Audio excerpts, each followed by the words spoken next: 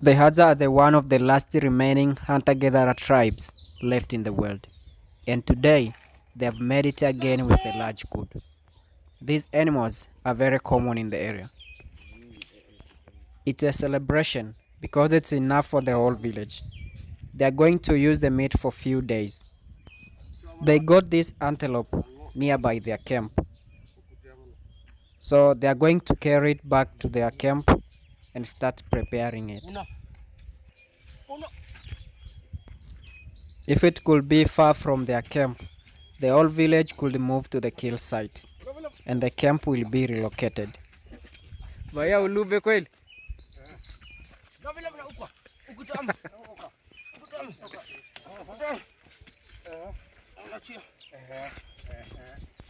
It's thought they have been living in the same land in northern Tanzania, eating berries, tubers, and different fat mammals for more than 10,000 years.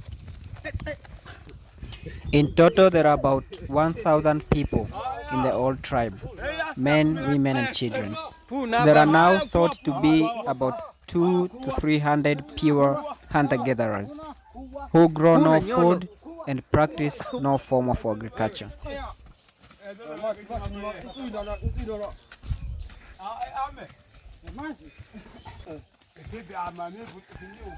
There are about 20 to 30 people in the village, and they are going to share the meat with everyone, as the Hadza live a very social lifestyle.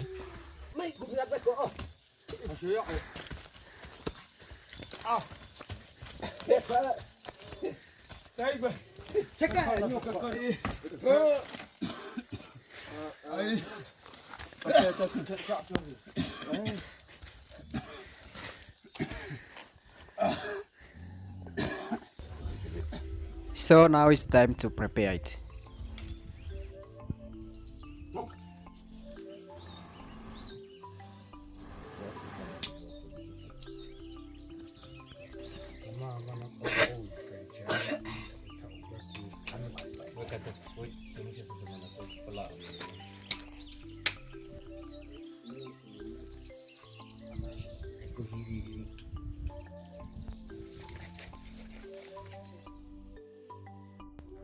The Hadzabe have been living in the land for thousands of years, and for the whole years they have been living the same way.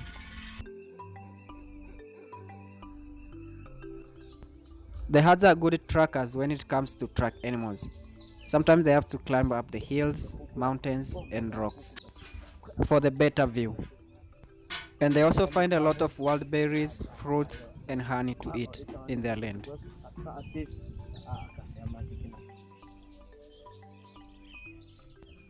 These are baobab fruits. The Hadzabe use them as a source of food, and the fruits are rich in calcium, so it's good for their babies because the women in the tribe do not have enough milk to feed their babies. So they have to grind the fruits with the stones to get the flour, and then they'll mix it with water to make a juice.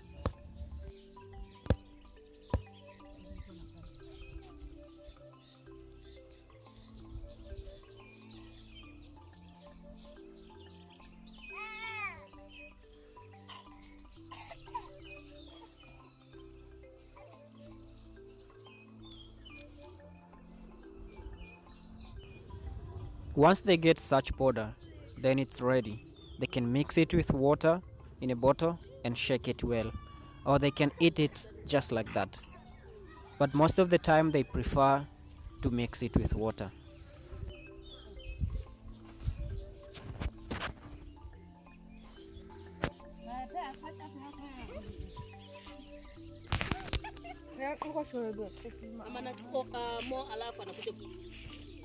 Cheers.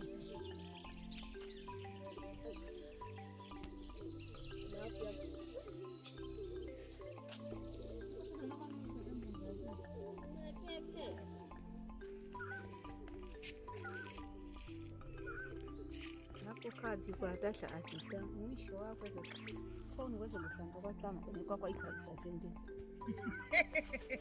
nanda sasa kwa nini hata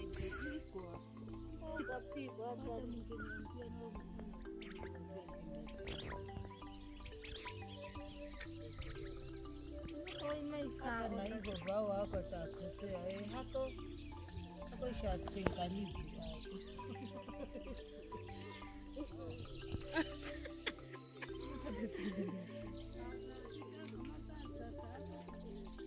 wana na ukuu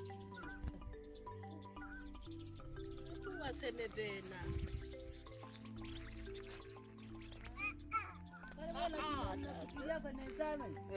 makoko talanka geleni asabona afika flat ai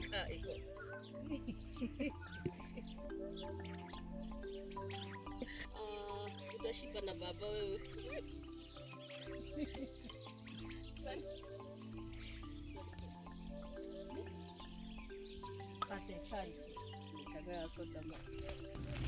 In this period of rain season, the Hadza use caves and baobab trees to hide if the rain is too heavy.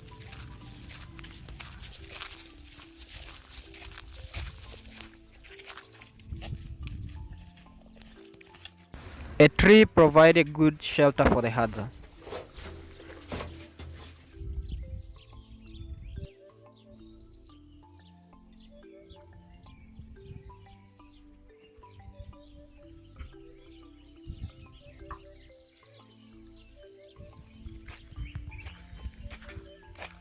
They also make such kind of huts, but in the rain season like now they'll have to make them much better, so they have to add more layers on them.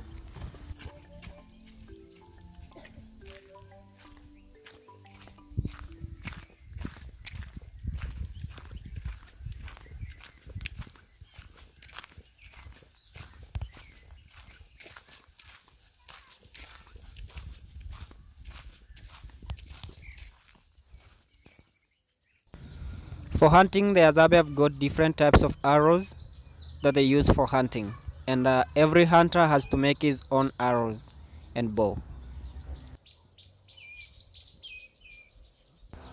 So when they are not busy, especially during the day, you'll find them making new ones to replace those they lost during the morning hunt.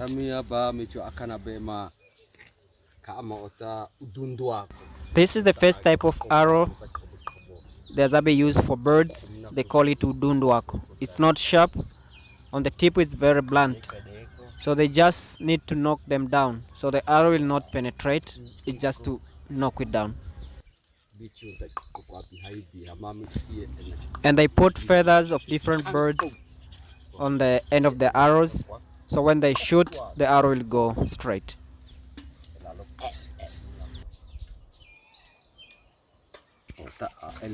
And to attach the feathers, they don't use strings. They mostly use tendons from large animals like antelopes.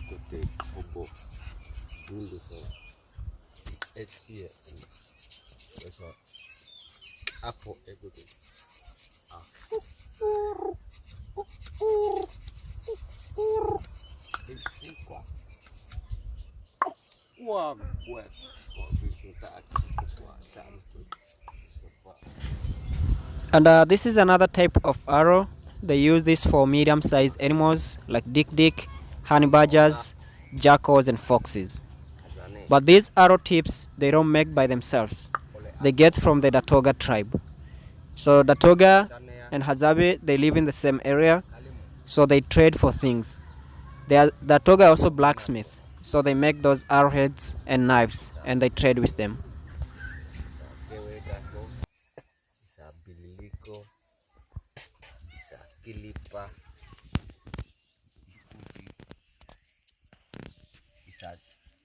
Opoto a iche goyogoda bamyakota akabonaika abihai ishinota ela tatsie ena atacheka mana achuki ela sukwa ela liso haka tsie ena wala ko tohle ikat pitinga kwikota ko wow. And this is poisoned arrow. They use it for bigger animals And the poison is made out of plants. So there are different types of plants that they use for making poison. And it's very strong. It kills within 10 to 15 minutes. And the poisoned one is for all types of bigger animals. Abo,